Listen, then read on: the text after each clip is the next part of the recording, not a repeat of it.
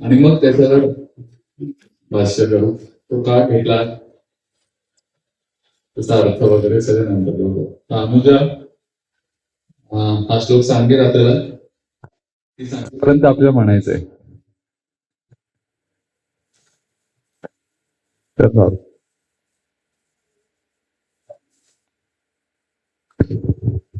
हरिओम. पहिल्या ओळीतलं मी पहिला हाफ म्हणते, त्याच्यानंतर मग तुम्ही सगळेजण म्हणा त्याप्रमाणे.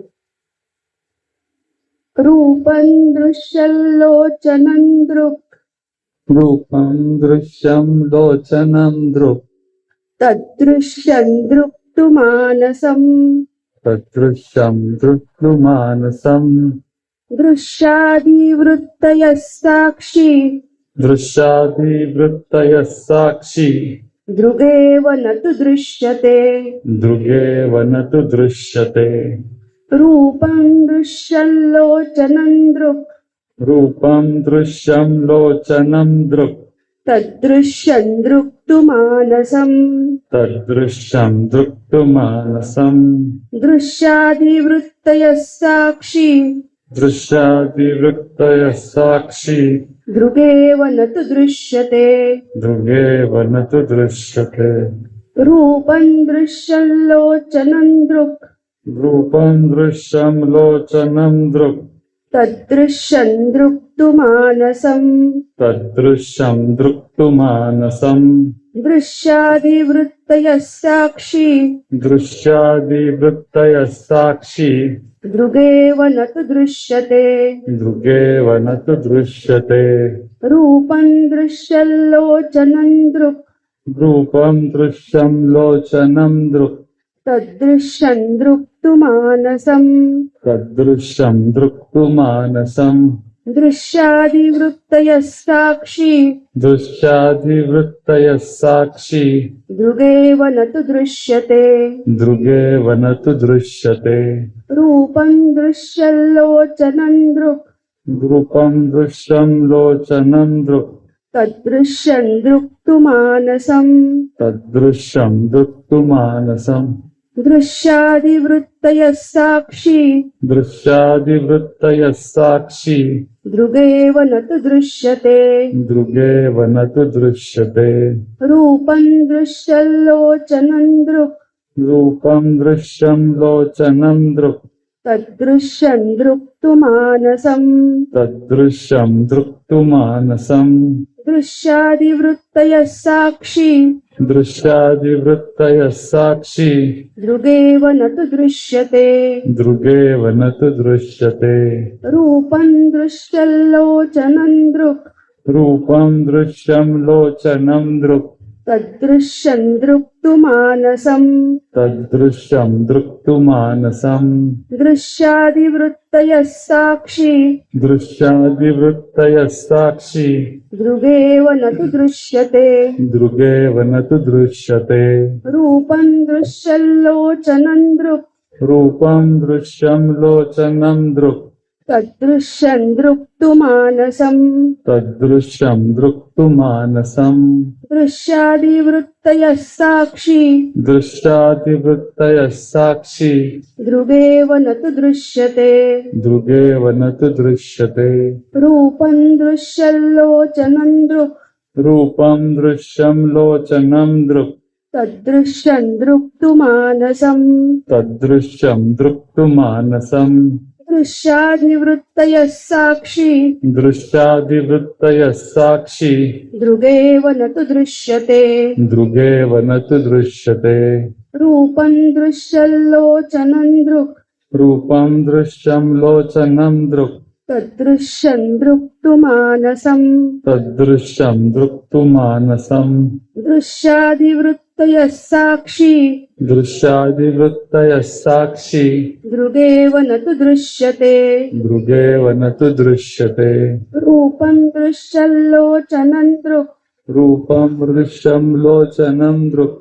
तदृश्यं दृक्तुमानसम् तदृश्यं दृक्तुमानसम् दृश्यादिवृत्तयः साक्षी दृश्यादिवृत्तयः साक्षी दृगेव न तु दृश्यते दृगेव न तु दृश्यते रूपं दृश्यल्लोचनं दृक् रूपं दृश्यं लोचनं दृक् तदृश्यं दृक्तुमानसम् तदृश्यं दृक्तुमानसम् दृश्यादिवृत्तयः साक्षी दृश्यादिवृत्तयः साक्षी दृगेव न तु दृश्यते दृगेव न तु दृश्यते.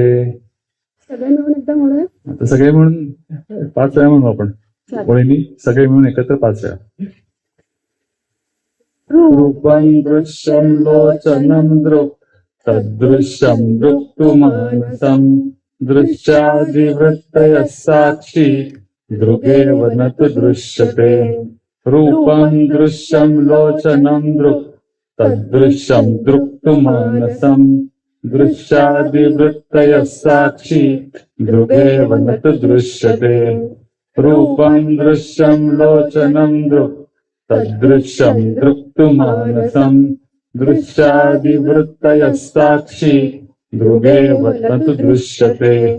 रूपं दृश्यं लोचनं दृक् तदृश्यं दृक्तुमानसम् दृश्यादिवृत्तयः साक्षी दृगेव न तु दृश्यते. रूपं दृश्यं लोचनं दृक् तदृश्यं दृक्तुमानसम् दृश्यादिवृत्तयः साक्षी दृगेव न तु दृश्यते. हरि ओम. हरि ओम. धन्यवाद.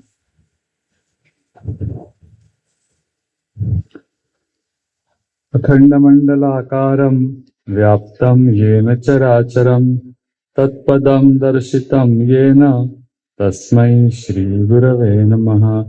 शास्त्रज्ञं शास्त्रगम्यं च धर्मगम्यं च धार्मिकं निस्संगं सकलाधारं भक्तं स्वात्मरतं तथा वाग्मिनं शान्तमूर्तिं च भक्तदुःखप्रणाशनं योगिनं माधवानन्दो सोऽहं रूपं नमाम्यहम्. यस्य स्मरणमात्रेण चित्तं भवति निर्मलं स्वामी समाधवानन्दो नित्यं वसति मे हृदि. हरि ओम.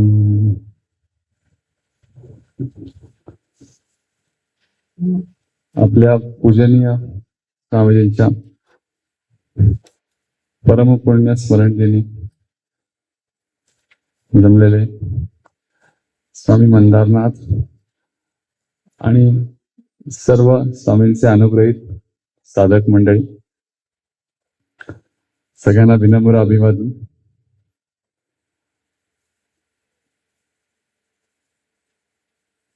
आजच्या या दिवशी काय बोलावं असा प्रश्न जेव्हा माझ्या मनात पडला तेव्हा स्वामींनी असं एक स्फुरण दिलं की माझ्या आवडती सगळ्यात जी महत्वाची गोष्ट आहे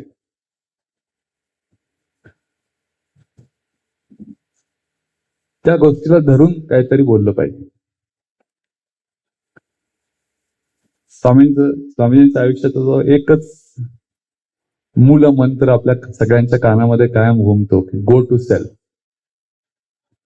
अटेन्शन फोकसिंग ऑन सेल्फ.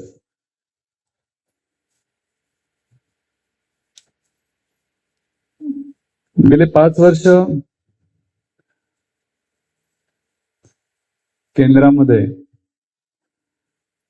दर महिन्याच्या पहिल्या रविवारी आम्ही ध्यानाविषयीच्या शंका आणि त्याची उत्तर, प्रश्नांची उत्तर असा सेशन असतो.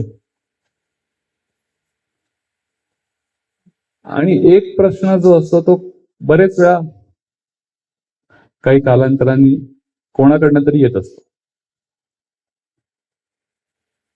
आणि तो प्रश्न हाच असतो की गो टू सेल्फ म्हणजे काय नक्की. ती स्वामीजींची सगळी प्रक्रिया आम्ही नेहमी म्हणतो पाठ झालेली आहे, ओविबद्ध प्रक्रिया. तर आधीच्या सगळ्या गोष्टी आम्हाला कळतात की संत परंपरेचं स्मरण करा, त्याच्यानंतर शरीर स्थिर आसनस्थ पाहिजे आपल्याला. मग वृत्ती कमी होण्याकरता ज्या गोष्टी आपण करतो त्याच्यामध्ये मुख्य 2 आलंबन आहेत. पहिलं श्वासाचं आलंबन आहे सोहम, आणि दुसरं मंत्राचं आलंबन आहे. हे करता करता वृत्तींचा क्षय होत जातो. श्वासाबरोबर वृत्ती मंदावत जातात, श्वास पण मंदावतो. मंत्र पण शेवटी स्मरण मात्र उरतो. चुकून एखादी वृत्ती उठली तर स्वामींनी सांगितलंय, प्रतिकारी ना प्रतिसादी, प्रतिसादी ना प्रतिकारी, उगा राहे निर्विकारी, राहे वृत्ती व्यापारी साक्षीत्वाने, आणि धरुनी प्रयत्ने स्वमंत्र धारणा, ठेवी अवधाना स्वस्थानी. म्हणजे वृत्तींना सुद्धा आम्हाला कसं डील करायचं कळलंय आता. प्रतिसाद द्यायचा नाही आणि प्रतिकार पण करायचा नाही, मग ते आपोआप त्यांच्या निघून जातात. आणि मग त्याच्या पुढचा जो भाग सुरू होतो ती अंतरंग साधना आहे खरी, की स्वस्थानावर लक्ष ठेवून आता तिथेच थांबायचं, स्वचा वेध घ्यायचा आहे, असं स्वामींचं नेहमीचं वाक्य. तर तिथे आम्हाला काहीतरी असं वाटतं की आपल्याला जमतंय की नाही, आम्हाला कळतच नाही की स्वचा वेध घ्यायचा म्हणजे नक्की काय करायचं, की तो घेताच येत नाही बरेचदा, स्वच कळत नाही, असा हा प्रश्न कायम येतो. जसं शास्त्रीय संगीत गायला किंवा वाजवायला जे शिकतात, सुरुवातीला ते जातात तेव्हा तानपुरा लावून ठेवायला असतो. आम्ही व्हायोलिन शिकायला गेलो तेव्हा पहिल्यांदा व्हायोलिन लावणं तारा त्याच्याकरताच 1-2 वर्ष जातात, कारण त्या तानपुऱ्याला आपलं व्हायोलिन लागलंय की नाही हे फक्त गुरुजींनाच कळतं, आपल्याला ते कळतच नाही. ते सांगतात की अरे लाव ना, हा षड्ज तुला कळत नाही का, साला पहिली तार लाव सा. आता काही जाम कळत नाही, तो साल आपली साल लागते की नाही, लागलेली कळते, त्यांची लागलेली कळते, आपली लागली नाही हे पण कळतं, पण ते कसं लावायचं हे काही कळत नाही. पण ते एकदा का तुम्हाला कळायला लागला, षड्ज ओळखता यायला लागला, की मग असं वाटतं की बाकीच्यांना कसं कळत नाहीये, इतकं ते साधं आहे हा षड्ज. हे स्वरांच्या बाबतीतलं एक उदाहरण म्हणू आपण, की एखादी गोष्ट जोपर्यंत कळत नाही तर नाहीच कळत, आणि ती कळायला लागली की असं कळतं की असं वाटतं की इतरांना कशी कळत नाहीये, ती इतकी ती सेल्फ एव्हिडंट आहे. तर स्वचा वेध घेण्यामागे काय नक्की अडचण येते, त्याच्यातली एक सगळ्यात महत्वाची गोष्ट विशद करून सांगणारा हा श्लोक. हा कुठे आलाय श्लोक, आम्ही तर कधी वाचला नव्हता, पहिल्यांदाच कुठनं काढला एकदम तुम्ही शोधून. तर हा श्लोक दृक् दर्शन विवेक नावाचा ग्रंथ आहे. दृक् दर्शन विवेक हा अद्वैत तत्वज्ञानातला एक शिरोमणी असा ग्रंथ मानला जातो. काही जणांचं असं म्हणणं आहे की हा शंकराचार्यांनीच लिहिलाय, पण तुम्ही जर विकिपीडियावर सर्च केलं तर अजूनही असं विकिपीडिया आपल्याला सांगतो, पण त्याच्यावर आपल्याला जास्त विश्वास द्या की नाही, हा विद्यारण्य स्वामी जे होऊन गेले साधारण 600 वर्षापूर्वी, म्हणजे आपलं विजयनगर आहे खाली हम्पी, तिथे त्यांचं वास्तव्य 600 वर्षापूर्वी होतं, आणि तो विद्यारण्य स्वामींनी लिहिलेला आहे ग्रंथ. काही असं तरी स्क्रिप्ट सेम आहे, म्हणजे कोणी लिहिलं याच्याविषयी थोडंसं मतमतांतर आहेत, स्क्रिप्ट सेम आहे. 46 श्लोक आहेत, काही काही ठिकाणी त्याच्यातले 31 श्लोक घेतले जातात, पण मूळ 46 श्लोकांचा ग्रंथ आहे, आणि त्याच्यातला हा पहिला श्लोक आहे जो आपण आता अनेक वेळा म्हणला.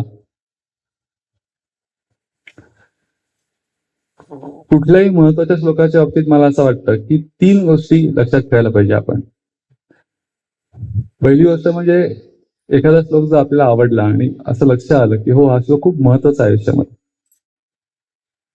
तर तो श्लोक आपल्या कॉर्टिकल मेमरी म्हणतो मेडिकल कॉलेज, डिजिटल मेमरीचा काही उपयोग नसतो. कॉर्टिकल मेमरी म्हणजे जे आपल्या मेंदूमध्ये ज्या चिप्स बसवलेल्या आहेत त्याच्यामध्ये तो गेला पाहिजे पहिल्यांदा. पूर्वी सगळं ज्ञान हे अनुश्राविक म्हणजे ऐकूनच शिष्य पाठ करूनच करायचे. वेद पठण जे व्हायचं त्यांना असा अधिकार नव्हता की आम्हाला आधी समजून सांगा अर्थ मग आम्ही पाठ करू, असं नाही, आधी पाठ करायचं. तसं मला असं वाटतं की महत्वाचे श्लोक हे कायम तुमच्या मेमरीमध्ये अवेलेबल पाहिजे, त्याच्याकरता पाठच केले पाहिजे, दुसरं काही सोल्युशन नाही त्याला, आणि सतत ते ऐकल्याने म्हणल्याने पाठ होतात. दुसरी गोष्ट म्हणजे ते पाठ झाल्यानंतर बुद्धीच्या पातळीवर त्याचा अर्थ समजून घेता आला पाहिजे की तो श्लोक काय सांगायचा प्रयत्न करतोय शब्दाच्या माध्यमातून आपल्याला. तर तिथे बुद्धीचं काम आहे की समजून घेतो मी काय आहे ते. आणि मग तिसरी गोष्ट करायला पाहिजे ते म्हणजे आता मला बुद्धीच्या माध्यमातून काय म्हणले ते कळलेलं आहे, पण ते खरंच मी प्रत्यक्षात जगतोय का तो श्लोक, खरंच मी तो आचरणात आणतोय का, ही तिसरी पायरी असायला पाहिजे कुठल्याही श्लोकाच्या बाबतीत, कुठल्याही ओळीच्या बाबतीत. This is the way to go असं मला वाटतं. कुठल्याही एका पायरीत आपण कमी पडलो तर काही उपयोग नाही, पाठच नाहीये. तर मग जेव्हा त्याचा खरंच ऍप्लिकेशन येईल तेव्हा तुम्हाला ते श्लोकच माहिती नाही, तुम्ही अप्लाय कसा करणार. नुसताच पाठ आहे पण अर्थच कळलेला नाही तरी काही उपयोग नाही. पाठ आहे आणि अर्थ कळलाय, पण मला ह्याचाच आनंद आहे की मला पाठ आहे आणि मला अर्थ पण कळलाय. त्यांनी काय होणार नाही. सो कुठल्याही श्लोकाच्या बाबतीत हे 3 निकष लावायला पाहिजे. तर गो टू सेल्फ ही गोष्ट जी आहे त्याच्याविषयी काही मुळातनं महत्वाची गोष्ट आपल्याला समजून घ्यायची आहे. भारतीय तत्वज्ञानाशी संबंधित जेवढे महान ग्रंथ आहेत ना तेवढ्याची एक खासियत आहे. आणि ती खासियत अशी आहे की ते ग्रंथ जेव्हा सुरू होतात तेव्हा पहिल्या 2 श्लोकामध्ये 1, 2 मॅक्सिमम 3 श्लोकामध्ये ते ग्रंथाचं सगळं सार सांगून टाकतात. की उदाहरणार्थ पातंजल योगसूत्र, अथ योगानुशासनम योगस्तु चित्तवृत्ती निरोधा तदा द्रष्टु स्वरूपे अवस्थानम. काय त्यांना कॉन्फिडन्स नसतो की पुढे भाऊ वाचतील की नाही शेवटपर्यंत. समजा 195 सूत्र नाही वाचली तर निदान त्यांना जे काही मला सांगायचे ते 3 सूत्राचं सगळं सांगून मी मोकळा झालेला आहे की हे अनुशासन आहे. अनुशासनाचा अर्थ शिस्त लागते, नेमस्तपणा, अंगात शिस्त पाहिजे. आणि काय करायचंय तर सगळ्या चित्तवृत्तींचा निरोध करायचा आहे. आणि असं केल्यावर काय झालं पाहिजे तर द्रष्टा हा त्याच्या स्वरूपामध्ये विलीन झाला पाहिजे, बस. बाकी पुढे मी ह्याच एक्सप्लेनेशन तुला सांगतो. ही धारणा सगळीकडे दिसते. आता आम्ही हिमालयामध्ये गेलो होतो तेव्हा आम्ही स्थितप्रज्ञ दर्शनम असा विषय घेऊन गेलो होतो. तर स्थितप्रज्ञ लक्षणांचे जे श्लोक आहेत 2व्या अध्यायाच्या 54व्या श्लोकात अर्जुन विचारतो की स्थितप्रज्ञ कसा ओळखायचा मला सांग. आणि मग त्याच्यावर भगवानांनी उत्तर दिले. तसे 19 श्लोक आहेत. एक प्रश्न आणि त्याच्या 18 श्लोकात उत्तर. तर त्यात सुद्धा हाच आहे की प्रजयाती यदा कामान सर्वान पार्थ मनोगतान आत्मनी एव आत्मना तुष्टा स्थितप्रज्ञ उच्चते. व्याख्या पहिल्या श्लोकात सांगितली की सगळ्या कामना प्रजाती सोडून जातात आणि स्वतः आत्मनी एव आत्मना तुष्टा असा जो आहे त्याला स्थितप्रज्ञ ओळख. आणि पुढचे 17 श्लोक या एका व्याख्येला एक्सप्लेन करणारे श्लोक आहेत सगळे, वेगळं काही सांगितलेलं नाही. हीच खासियत या दृश्य विवेकाच्या बाबतीत सुद्धा दिसते. पहिला श्लोक जर नीट पाहिला आणि पुढचे श्लोक आज आपण पाहणार नाही आहोत, पण ते काय आहे याचा अंदाज मी तुम्हाला सांगतो. या श्लोकाचं विवरण त्यांनी स्वतःच केलंय, खूप तपशिलात जाऊन केलंय, खूप जास्त. पण निदान मुख्य गोष्ट आपल्याला शिकायला पाहिजे. तर पूर्वाचरण काय सांगतो, रूपम दृश्यम लोचनम दृक्.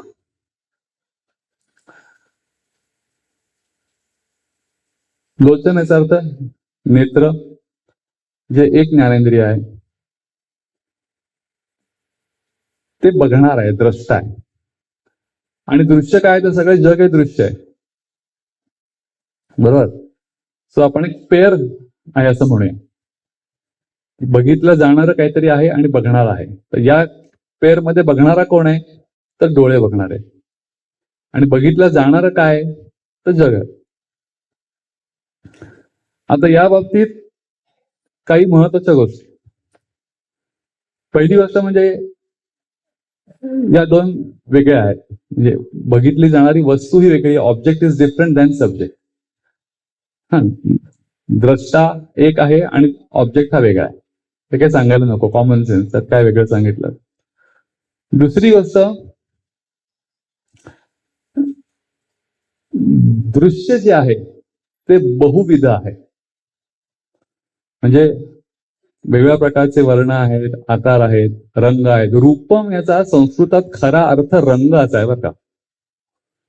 रूप याचा अर्थ आपण फॉर्म असा घेतो, पण त्याचा संस्कृतात मूळ संस्कृतात त्याचा अर्थ रंग असा आहे. सो वेगवेगळ्या प्रकारचे रंग दिसत आहेत. एक डोळा एकच आहे, पण रंग किती आयडेंटिफाय करू शकतोय. आम्ही मेडिकल कॉलेजमध्ये फिजिओलॉजी ऑफ आय शिकवतो. खूप इंटरेस्टिंग आहे ते, की रेटायना म्हणजे आपलं दृश्यपटल एवढे रंग कसे काय आयडेंटिफाय करतं.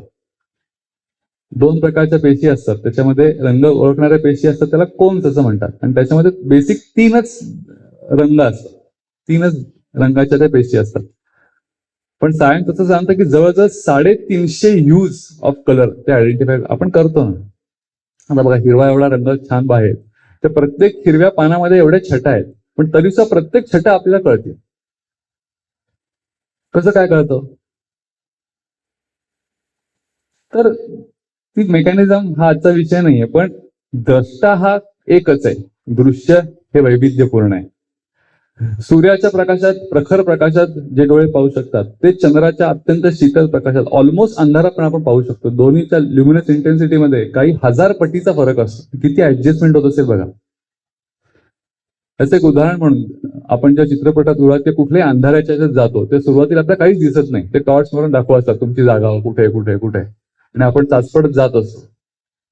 का? कारण आपण बाहेरनं उन्हात आलेलो असतो, आपले डोळे उन्हाला ऍडजस्ट झाले असतात, आणि अंधारात त्यामुळे ते काहीच करू शकत नाही. पण थोड्या वेळ आपण बसलो की 5 मिनिटांनी दिसायला लागतात, शेजारी कोण बसलाय, इकडे कोण आहे, तिकडे कोण आहे, आपला नंबर. कसं काय? त्याला डार्क अडॅप्टेशन म्हणतात, की ते काही सेकंदात ते अडॅप्ट करतात. मग अंधारात त्यांना पाहता यायला लागतं. किंवा एखाद्या लांबच्या आकाशातला तारा आपण पाहतो, जो कित्येक 1000 लाईट इयर्स लांब आहे, अब्जावधी कोस लांब आहे, आणि पुढच्या क्षणी मी असा हात जर ठेवला तर माझ्या बोटाकडे पाहू शकतो. म्हणजे जी इमेज, ज्याला इन्फिनिटी म्हणतात, इन्फिनाइट अंतरावर आहे, ती इमेज सुद्धा डोळ्यात पाहू शकतात, आणि ऍट द सेम टाइम काही इंचावर असली पण पाहू शकतात. एवढी मेकॅनिझम आहे. याचा अर्थ असा आहे की दृश्य कितीही वेगवेगळं असलं, किती वैविध्यपूर्ण असलं, तरी बघणारा हा एकच असतो. म्हणजे एक म्हणजे मी एक डोळ्या अर्थाने घेत नाही, दोन्ही डोळे एक युनिट म्हणून घेतोय. म्हणजे या पेअर बद्दल दुसरी गोष्ट आपल्याला कळली. पहिली गोष्ट कळली, 2 गोष्टी वेगळ्या आहेत. दुसरी गोष्ट कळली, जे पाहिलं जात आहे ते वैविध्यपूर्ण आहे, खूप वेगवेगळ्या आकारांनी, रंगांनी नटलेलं आहे. पण जे बघणार आहे तो मात्र कॉन्स्टंट आहे. आणि तिसरी गोष्ट, की जे बघितलं जात आहे, दृश्य जे बघितलं जात आहे, ते सतत बदलणार आहे. पण बघणारा हा ऍटलिस्ट रिलेटिव्हली कॉन्स्टंट आहे. म्हणजे आता इथे जी लोक जमली आहेत, मे बी उद्या अजून वेगळी लोक असतील, दृश्य बदललं जाणार आहे, पण इथे बसणारी व्यक्ती सेमच आहे. तसं आपल्या आयुष्यामध्ये सुद्धा आहे, की तेच डोळे असतात. आम्ही गमतीने असं म्हणतो की जेव्हा मूल पहिल्यांदा डोळे उघडतं, तेव्हा जे कौतुकाने बघायला आले असतात, तो सेट ऑफ पीपल, जेव्हा तो माणूस डोळे शेवटचे मिटतो, तेव्हा सेट ऑफ पीपल वेगळाच असतो कोणतरी, पण डोळे तेच असतात. सो दृश्य हे बदलत जातं, पण बघणारा डोळे इज कॉन्स्टंट. सो या 3 गोष्टी पहिल्या चरणात विद्यार्थ्यांना स्वामी आपण आता धरून चालू याचे रचनाकार आहेत, ते आपल्याला सांगतायत. रूपम दृश्यम लोचनम दृक. हे पटलं आपल्याला. याच्यामध्ये फार काही अवघड काही नाहीये, याच्यात काही फिलॉसॉफी काही नाही, कॉमन सेन्स आहे, रोजचा अनुभव आहे आम्हाला. आता पुढची स्टेप, पुढच्या स्टेप मध्ये काय सांगितलंय? तदृश्यम. आता तुम्ही असं करा की तुमचा द्रष्टा काय होता? डोळे हा द्रष्टा होता. आता डोळे हा द्रष्टा जेव्हा आपण म्हणतो, अशा ते आले डोळे,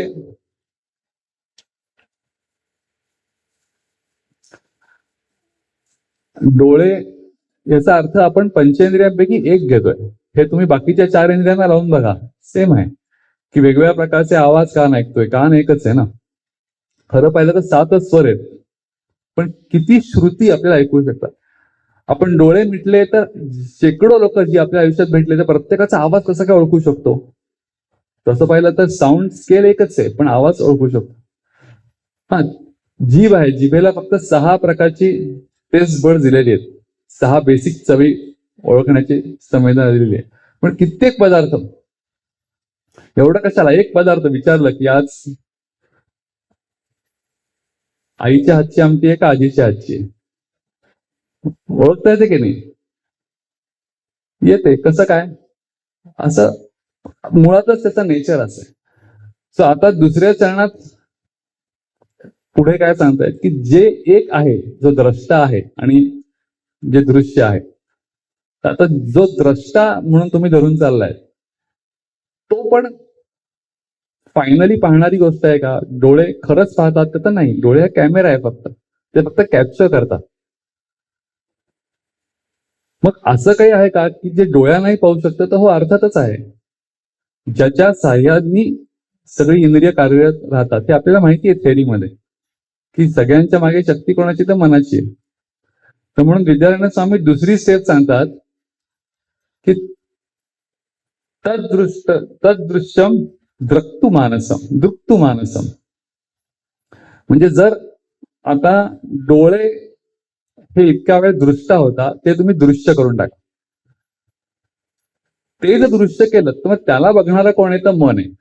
तर मन हा आता द्रष्टा झाला. पेअर बदलली. इतका वेळ जो द्रष्टा होता ते दृश्य झालं आणि त्याला बघणारा द्रष्टा कोण आहे? तर आहे मागे कोणतरी. तो म्हणजे मन आहे. दृक्तु मानसम. आता परत आपले 3 गोष्टी अप्लाय करून बघू, खऱ्या आहेत की नाही. पहिली गोष्ट वेगवेगळ्या आहे की नाही? हो, नक्की वेगवेगळ्या आहे. माझ्या मनात मला कळतं की मी डोळ्यांनी काय पाहिलं होतं, कानांनी काय ऐकलं होतं. तर ऑब्व्हियसली या 2 वेगळ्या गोष्टी आहेत, मला सहजच समजू शकतं.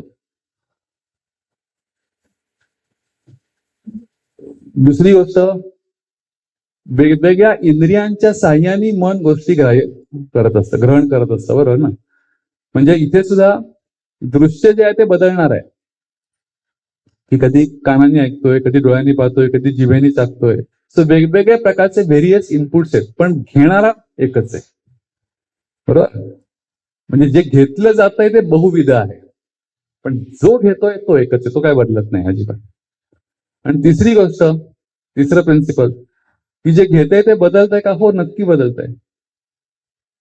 लहानपणी जसे डोळे होते तसे म्हातारपणी राहतात का? अजिबात राहत नाही.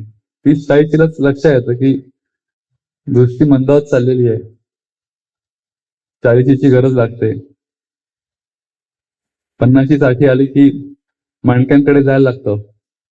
लोक सांगतात तुम्हाला ऐकू येत नाही मी काय म्हणतोय ते.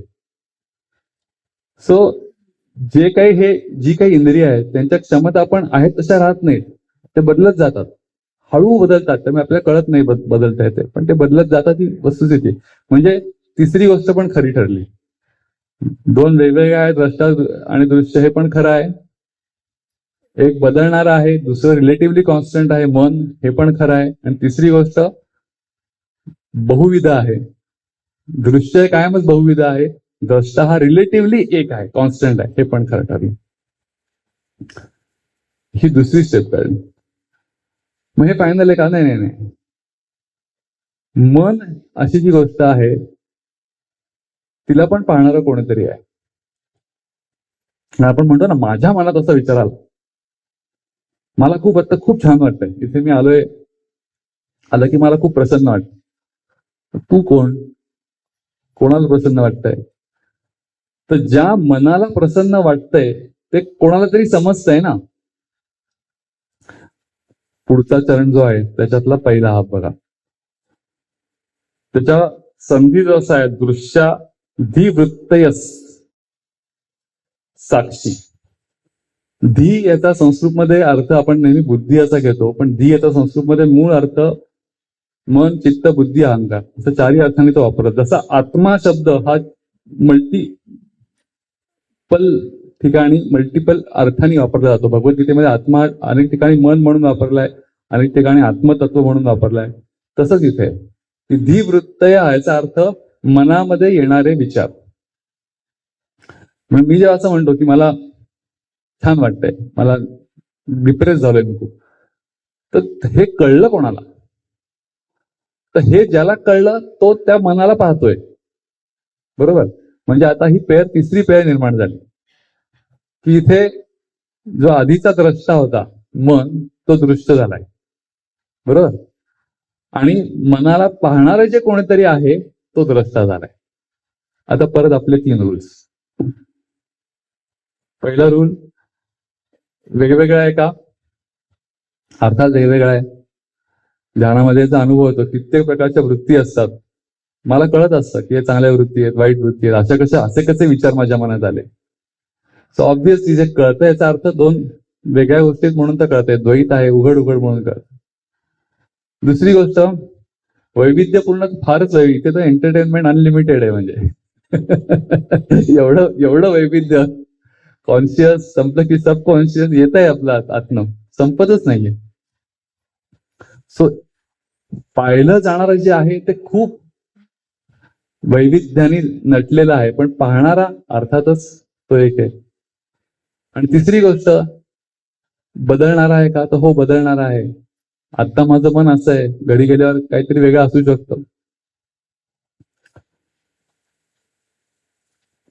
या गोष्टीवर सगळ्यात जास्त भर आहे अध्यात्मशास्त्रामध्ये, की इंद्रिय आवरता आली आहेत का? तर स्थितप्रज्ञ लक्षणामध्ये या स्टेप्स मध्ये त्यांनी सांगितले की पहिली गोष्ट म्हणजे इंद्रियांच्याच पातळीवर गोष्टी, विषय जे ते बाजूला करतो.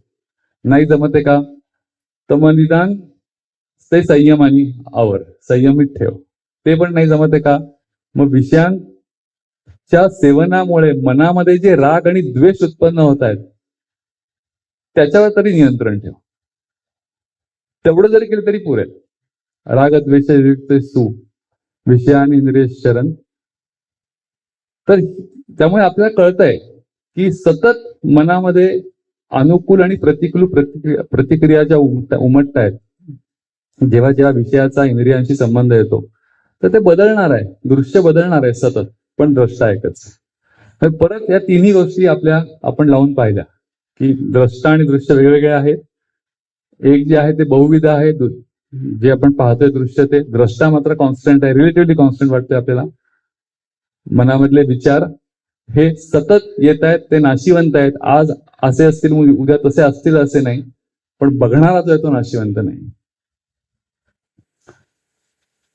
एवढ्या 3 स्टेप जरी कळल्या ना खरं आयुष्यामध्ये, तर आयुष्यातले सगळे प्रश्न हे सुटून जातील.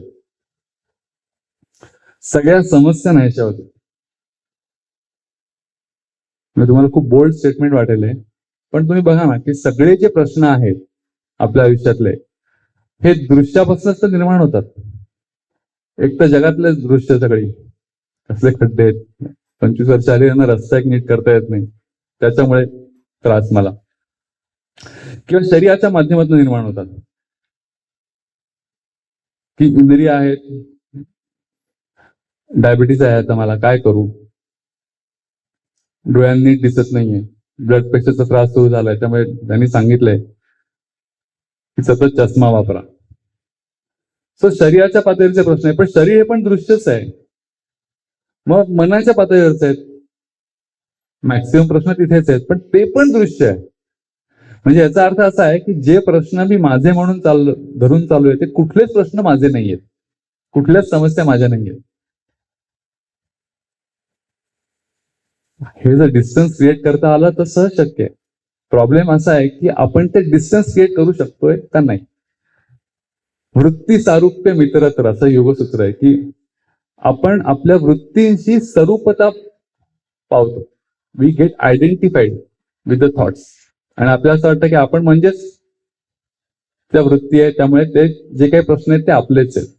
आणि म्हणून तिसरं प्रिन्सिपल सांगून झाल्यावर इथे जरी थांबलो, कारण चौथ्या याच्यामध्ये खरा वेदांत चालू होतो, तरी सुद्धा बरेचसे प्रश्न आपले निवडू शकतात की काही नाही, तटस्थपणे फक्त बघत राहायचे, त्याची काही संबंध नाही आपला. तुला असं वाटतंय तुझी समस्या आहे, पण ते दृश्य आहे, तो पाहणारा तू आहेस. पण चौथा चरण काय सांगतो? चौथा चरण सांगतो दृग्यव न तू दृश्यते. इथे मूड जातो आपला. इतका वेळ चांगलं चाललं होतं, एक एक स्टेप होती, आणि आता तुम्ही फायनली सांगताय की जो पाहणारा आहे त्याला मी पाहूच शकत नाही. उगी श्लोक पाठ केला, म्हणजे आधी सांगितलं असतं चीट परत दिली असती. तर पण ही वस्तुस्थिती आहे. चौथा चरण फार महत्वाचा आहे. तुम्हाला आठवत असेल तर स्वामी नेहमी सांगायचे की ज्ञानेश्वर महाराजांचे आपल्यावर खूप मोठे उपकार आहेत, कारण 3 स्टेप्स ऑफ मेडिटेशन त्यांनी 3 टप्प्यामध्ये 15व्या अध्यायामध्ये ध्यानाची प्रक्रिया सांगून टाकलेली आहे की पहिली स्टेप काय की अहम आणि इदम हे आयडेंटिफाय करा. जे जे मी असं म्हणतोय आणि जे मी नाही असं म्हणतोय, जे मी नाही आहे इदम, ते सगळं सोडूनच द्या. पहिल्यांदा विचार म्हणजे तू आहेस का, नाही, सोडून दे. हे घर आश्रम आहे, तू आहेस का, नाही, सोडून दे. याच्या इदमच्या संदर्भातलं जे जे आहे ते सगळं सोडून दे. पहिली स्टेप. मग दुसरी स्टेप काय की अहम. त्या अहम मध्ये सुद्धा परत तुम्हाला बायफर्केशन लक्षात येतं की एक खरा अहम आहे आणि एक खोटा अहम आहे. खोटा अहम म्हणजे की जे मी धरून चाललोय की हे बाउंड्री तिथे माझी, इथे मांडी इथे संपली ही माझी बाउंड्री आहे, ह्याच्या पलीकडे कोणी आलं तर ही दुसरी बाउंड्री, दुसरा कोणतरी आहे, असं असं की नाही. आपली बाउंड्री लिमिटेड आहे, ज्याला पर्सनॅलिटी सेल्फ म्हणतो की मन, बुद्धी, चित्त, अहंकार याच्या साह्याने शरीर आहे. तर त्या अहम मध्ये सुद्धा हा खोटा अहम आहे, पर्सनॅलिटी सेल्फ, तो पण सोडायला लागतो. ही दुसरी स्टेप ज्ञानेश्वर महाराजांनी सांगितली की ध्यानाच्या मध्ये ते सातत्यपूर्ण आपण करतो की जो पर्सनॅलिटी सेल्फ आहे तो मी नाहीये, मी नाहीये, मी नाही, मी नाही, आणि मग करताना जे उरेल ते तुझं खरं स्वरूप आहे, तो रिअल सेल्फ. आणि मग तिसऱ्या स्टेप मध्ये ज्ञानेश्वर महाराजांनी सांगितले ते खूप महत्वाचे. ते आणि हा श्लोक हे जवळजवळ एकच गोष्ट सांगतायत. त्यांनी काय सांगितलंय, मग रिअल सेल्फ उरेल, जे तुझं खरी शुद्ध जाणीव जे आहे ती तुला तुझ्या आत्मस्वरूपापर्यंत घेऊन जाईल आणि ती जाणीव स्वरूपामध्ये विलीन होईल, तेव्हा तो खरा सेल्फ, खरा आत्मतत्व जे उरेल ते. पण तिसऱ्या स्टेप मध्ये सगळ्यात महत्वाचा पण आहे की त्या सेल्फला तू आरशामध्ये पाहिल्याप्रमाणे बघू नकोस, असं महाराज सांगतात. याचा अर्थ काय, याचा अर्थ असा की आपल्याला आयुष्यामध्ये लहानपणापासून कुठल्याही गोष्टीचं ज्ञान मिळवायचं असेल तर एक गोष्ट शिकलेली आहे आपण, ते म्हणजे there has to be some object and I am subject.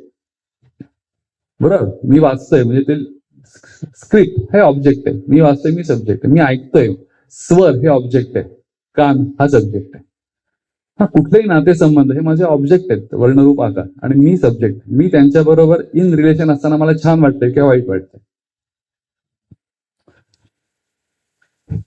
त्यामुळे कुठलंही ज्ञान जे इंद्रियांच्या मार्फत होतं तेव्हा काहीतरी ऑब्जेक्ट असतो, त्याच्याशिवाय ते होतच नाही. आणि जेव्हा या तिसऱ्या टप्प्याला आपण जातो आणि फक्त सब्जेक्ट उरतो, तेव्हाचा आपला प्रॉब्लेम काय की आपली ही सवय गेलेली नसते. जी गोष्ट मुळात वस्तू, जरी शब्द वापरलेला आहे समर्थांनी, तरी आपल्या समजुतीकरता तो वापरलाय, ती वस्तू नाही, ते एकच तत्व आहे. आणि त्याला पण तुम्ही ऑब्जेक्ट म्हणून जर पाहायचा प्रयत्न केलात तर ते कधीही तुम्हाला दिसणार नाही. स्वामींनी विचारलं होतं की हे go to self, go to self असं मी म्हणताय, पण कोण जाणार गो टू सेल्फ, कोण जाणार सेल्फला? जर सेल्फच आहे तर गो टू सेल्फ म्हणजे कोण जाणार? हसलेलं ते असं. आणि कसं आहे की बाकीच्या गोष्टींपासून तुम्ही निवृत्त होऊन त्या सेल्फ पर्यंत पोहोचू शकता, पण सेल्फशी पोहोचलं ती एक फार महत्वाची खोड तुम्हाला सोडायला लागते, ती म्हणजे ती पाहायची खोड आहे.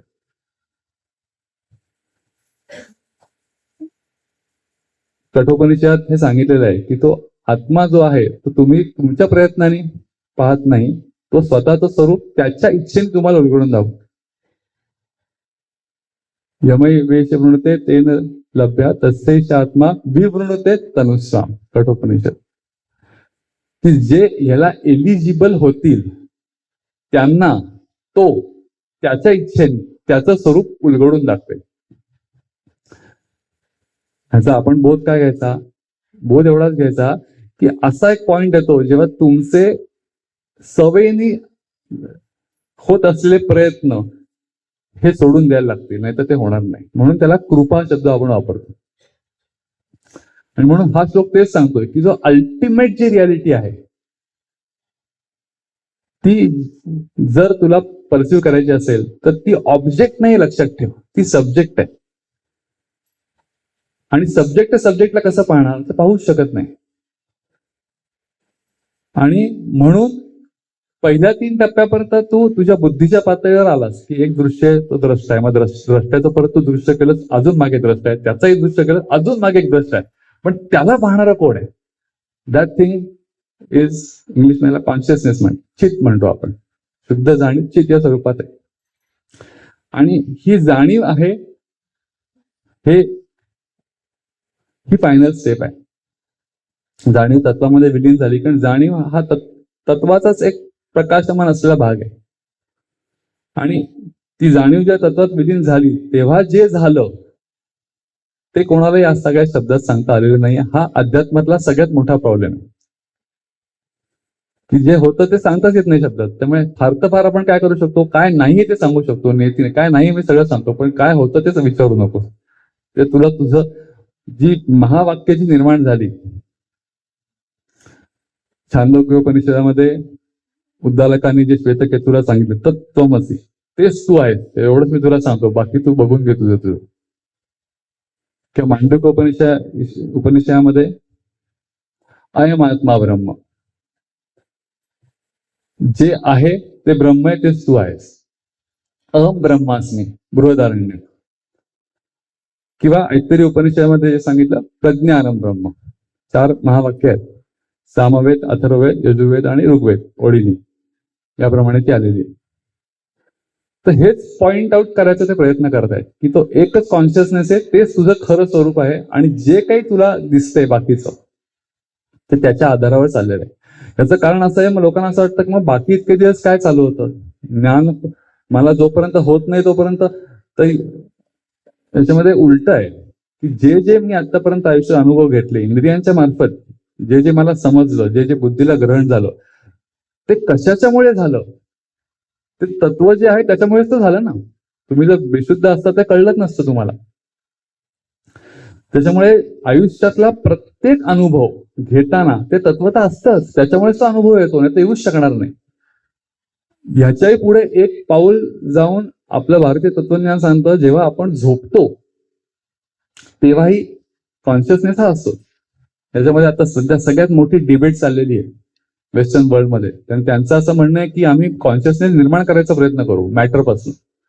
Hard core problem, hard problem of consciousness ज्याला म्हणतात. तर वेदांत ते म्हणजे आउटराईट डिनाय करतो. ही एकच गोष्ट अशी आहे जगात की तुम्ही निर्माण करू शकणार नाही. कॉन्शियसनेस निर्माण करू शकणार नाही. कॉन्शियसनेसच्या आधारावर, चित शक्तीच्या आधारावर हे सगळं जग निर्माण झालेलं आहे. पण झोपेमध्ये काय होतं, गाढ जेव्हा झोपतो आपण तेव्हा काय होतं, शास्त्रज्ञ असं म्हणतात की कॉन्शियसनेस तेव्हा जातो, असं सगळे शास्त्रज्ञ अजूनही मानतात.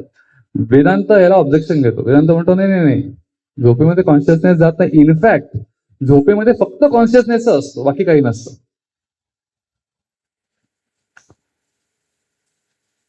म्हणजे कसं आहे माहितीये का, वेस्टर्न फिलॉसॉफी असं म्हणते की व्हॉट इज डीप स्लीप.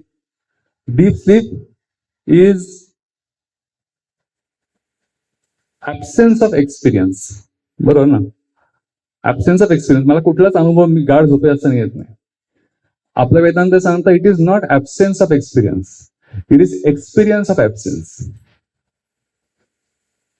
म्हणजे याचा अर्थ तुम्ही ज्या गाढ झोपता, ठीक आहे, तुम्हाला त्यावेळेला कळत नाही, पण उठल्याच्या क्षणी कळतं की नाही की मी गाढ झोपलो. हे कोणाला कळलं? जर तिथे कोणीच नसतं तर हे कोणाला कळलं असतं, रजिस्टर कोणाला झालं असतं की आत्ता खूप गाढ झोप झाली. आणि त्याच्यामुळे कॉन्शियसनेस हे मूळ आहे, ते कधीच जाणार नाही. आणि त्या शुद्ध तत्वामध्ये आपण जेव्हा जातो तेव्हाचा जो सगळा आनंद असतो, जो शांतिमय आनंद असतो, त्याची तुलनाच कशाची करता येत नाही. म्हणजे असं म्हणतात ना की जगामध्ये सगळ्यात आनंददायी नातं कुठलं आहे, तर आई आणि मुलाचं नातं आहे, आई आणि बाळाचं आपण म्हणू. पण कितीही बाळ आईला प्रिय असलं तरी सुद्धा जेव्हा ते दमवतं तेव्हा आई म्हणते ना की आता थोडा वेळ तरी मला झोपू दे. म्हणजे तुम्ही कल्पना करा की अत्यंत प्रिय बाळ झोपलेलं आहे, त्याच्या शेजारी आई झोपलेली आहे. आईला जेव्हा गाढ झोप लागते तेव्हा तिला झोपेत कळतं का हो की बाळ आहे शेजारी आपलं? अजिबात कळत नाही. तिला काहीच माहिती नसतं. जग नाहीये, बाळ नाही, काहीच नाही, मी पण नाहीये स्वतः. मग बाळापासून एकही क्षण विलग न होऊ शकणाऱ्या आईचं अंतःकरण त्या झोपेमध्ये कसं काय ऍक्सेप्ट करते, आणि बाय विलिंग, बाय चॉईस ती करते असं रोज, हे मला आवश्यक आहे. कारण हा मूळ स्वभाव आहे, त्याची आवश्यकता आहे. तिथे गेल्याशिवाय परत जगामध्ये येणं मला शक्यच नाहीये. तर त्यामुळे हा श्लोक जो आहे हा ही मुख्य गोष्ट आपल्याला सांगणार आहे की अल्टिमेट रियालिटी जी आहे ती फक्त अनुभूतीची गोष्ट आहे. तिला तुम्ही ऑब्जेक्टिव्हली बघू नका, ती सब्जेक्टिव्ह एक्सपिरियन्शियल गोष्ट आहे. आणि ती करण्यासाठी मात्र प्रामाणिक प्रयत्न पहिल्या 3 टप्प्यावर पाहिजे. तो विवेक उत्पन्न झाला पाहिजे. तो विवेक उत्पन्न ज्यांच्या ठिकाणी होतो आणि जे प्रामाणिकपणे चौथ्या गोष्टीसाठी आत्म तळमळत आहेत, त्याला ती गोष्ट प्राप्त करण्याची जबाबदारी त्यात परमेश्वर नावाच्या तत्वाची आहे, ती तुमची नाही. त्यामुळे गोइंग टू सेल्फ असं जेव्हा आपण म्हणतो तेव्हा कुठेतरी त्याच्यामध्ये काही कर्म अभिप्रेत आहे का असं असतं डोक्यात. तर आपल्या सवयच असते, फोकस तरी करायला सांगा मला, काही नाही तर निदान तेवढं तरी मी करतो. पण ते म्हणजे ध्यान हे फोकसिंग आहे का? इन अ वे येस, एका टप्प्यापर्यंत हो. पण मग why meditation is not equal to concentration? Because concentration एकाग्रतेपर्यंत तुम्हाला एका टप्प्यापर्यंत नेतं, पण त्याच्यानंतर जे निरुद्ध आणि उपरामांसा का सांगितलंय मग गीतेने? तर एकाग्रतेचा पण रोल संपतो आणि देन थिंग्स ओपन अप. आणि जेव्हा ते ओपन अप होतात त्यात करायचं काही शिल्लक राहिलं नसतं. ते ह्याच्यामध्ये सांगितलं आहे. बोलण्यासारखं खूप आहे. पुढचे श्लोक पण ह्याचे खूप इंटरेस्टिंग आहेत, ते काहीतरी परत आपण बघूया. पण मुख्य गोष्ट ही आहे की स्वचं अनुसंधान हे ठेवता ठेवता ठेवता आपोआप स्व त्याचं स्वरूप आपल्याला उलगडून दाखवतो. एक छान गोष्ट तुम्ही ऐकली असेल, इंग्लिशमध्ये मी ऐकली आहे, पण मराठी आणि इंग्लिश असं एकत्र करून सांगतो की माकड असतं आणि ते माकड एका माणसाकडे यायचं आणि त्याच्या घरातली केळी चोरून न्यायचं. तर तो खूप वैतागतो की तो केळी आणायचा आहे चोरून न्यायचं, केळी आणायचं चोरून न्यायचं. मग तो काय करतो, आयडिया करतो. तो एक त्याच्याकडे भांडी असतात, तो मुद्दामून एक असं भांड कुंभाराकडे बनवून घेतो की त्याचं तोंड अतिशय निमुळतं ठेवतो. आणि तो काय करतो, केळी आणलं की कोंबून कोंबून त्या ह्याच्यात घालून ठेवतो. मग ते माकड पाहत असतं, मुद्दामून तसंच तो त्याच्या समोरच ते ठेवतो. आणि मग ते येतं आणि आत हात घालतो. आता आत हात घातला, केळी तर लागली हाताला, पण प्रॉब्लेम असा आहे की तो जेव्हा काढायला जातो तेव्हा हातासकट केळ बाहेर येऊ शकेल एवढं ते मोठं नाहीये त्याचं तोंड, आणि तिथे ते अडकून बसतं आणि तो येऊन त्याला बडवून काढतो चांगला. आता माकड का बडवलं जातं? तर वस्तुतः त्यांनी सोडायला पाहिजे केळं. त्याचा प्रॉब्लेम काय होता, केळं सोडून दे ना बाबा, हात निघतोय. पण नाही, त्याला ते हवं होतं, ते सोडायचं पण नव्हतं. मग हा मार. तर त्याच्यावर अल्टिमेट सोल्युशन काय की have to drop the banana. हातात मध्ये सोडून दे, मग तू मुक्तच आहेस. ते काही कळत नाही. आणि म्हणून त्याचा वन लाईनर मला फार आवडतो, when monkey drop the banana he becomes monk. So मंकीचा मंक व्हायचा असेल तर तो केळ सोडायची तयारी पाहिजे तुम्हाला. असे खूप दृष्टांत आहेत आपल्याकडे. ज्ञानेश्वर महाराजांनी हा दृष्टांत ते पोपटाचं जे पकडतात ना पारधी, त्यांच्या बाबतीत दिलेला आहे की शुकाचे नि अंग बरे, नळिका भोविलनेली एरी मोहरे, तेणे उडावे परी न पुरे मनशंका, वायाचं मान पिळी, उगीच मान हलवतो, आटुवे टिये आवळी, टिटातू नळी धरुनी ठाकी, म्हणे बांधला मी पुढा, ऐसे भावनेच्या पडे खोडा. त्याला असं वाटतं, त्याला नुसतं नळीवर धरलेलं असतं आणि नळी तो उलटी करतो पारधी, तो उलटा होतो, त्याला जग उलट दिसायला लागतं. मग त्याला असं वाटतं जर मी सोडला तर आता मी पडेल. सो ऐसा भावनेच्या पडे खोडा, मोकळ्या पायाचा चवडा न गोबी अधिक आहे. तो पाय करायला मोकळा करून तरी उडायला पाहिजे, तो जास्तच घट्ट पकडून ठेवतो आणि त्या पारधीला असे घेऊन जातात.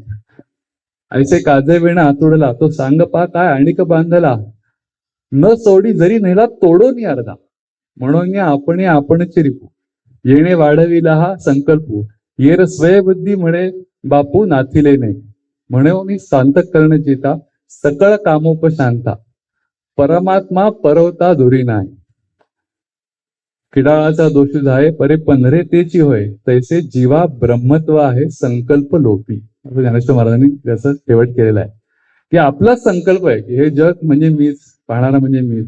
तो संकल्प सोडायचा अवकाश आहे, तूच परब्रह्म आहे. सगळ्यात जवळची गोष्ट आहे खरं तर, जे तुझं स्वरूप आहे ते कळायचा अवकाश, पण सोडा करणं असं आहे. त्यामुळे या महत्वाच्या आपल्या स्वामींच्या सगळ्यात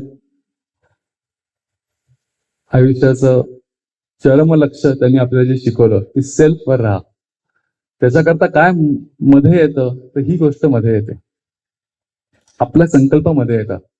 संकल्पामुळे जे निर्माण आपण करून ठेवलं ते सगळं मध्ये येतं. इंग्लिशमध्ये 2 शब्द वापरतात, इन्व्हेन्शन आणि डिस्कवरी.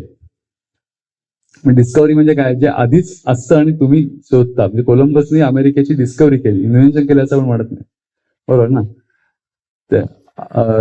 एडिसननी बल्ब हा इन्व्हेंट केला, बल्ब काय आधी नव्हता, त्याने शोधून काढला, बरोबर ना. जी गोष्ट नसताना शास्त्र निर्माण करतं त्याला इन्व्हेन्शन म्हणतो, आणि जे आहे ते शोधून काढलं जातं त्याला डिस्कवरी म्हणतो. आता प्रश्न असा आहे की आत्मा हा डिस्कवरी आहे का इन्व्हेन्शन आहे, हे आपण ठरवलं पाहिजे आधी. आपला प्रयत्न जेव्हा असतो तेव्हा आपल्याला असं वाटत असतं इन्व्हेन्शन करतोय आपण काहीतरी. We are not inventing something, we have to just discover. जे आहेच आहे आणि ते सगळ्यात जवळचं आहे, इतक्या जवळचं आहे की ज्याची कल्पना तुम्ही करू शकणार नाही, इतक्या जवळचं आहे. फक्त त्या डिस्कवरीच्या मध्ये ज्या गोष्टी येतात त्या आपल्याला सोडायला पाहिजे. स्वामींच्या आशीर्वादाने, सगळ्या संतांच्या आशीर्वादाने या प्रयत्नामध्ये आपण जरूर सगळे सफल होऊ, एवढं मी बोलतो. आणि जे बोलायचं स्फुरण स्वामींनी दिलं त्याच्यातनं जे बोलणं झालं ते त्यांच्याच चरणी अर्पण करतो आणि इथे थांबतो. धन्यवाद. हरिओम. बोला पुंडलिक वरदा हरी विठ्ठल श्री ज्ञानदेव तुकाराम पंढरीनाथ महाराज की जय. जगद्गुरु श्री ज्ञानेश्वर महाराज की जय. जगद्गुरु श्री तुकाराम महाराज की जय. परमहंस सद्गुरु स्वामी स्वरूपानंद महाराज की जय. परमहंस सद्गुरु स्वामी माधवनाथ महाराज की जय. परमहंस सद्गुरु स्वामी माधवानंद महाराज की जय. सब संतन की जय. जय जय रघुवीर समर्थ. सदा सर्वदा योग तुझा घडावा, तुझे कारणी देह माझा पडावा. उपेक्षू नको गुणवंता अनंता, रघुनायका मागणे हेची आता. उपासनेला दृढ चालवावे, भूदेव संतांचे सदा नमावे. सत्कर्म योगे वय घालवावे, सर्वांची मंगल बोलवावे. जय जय रघुवीर समर्थ.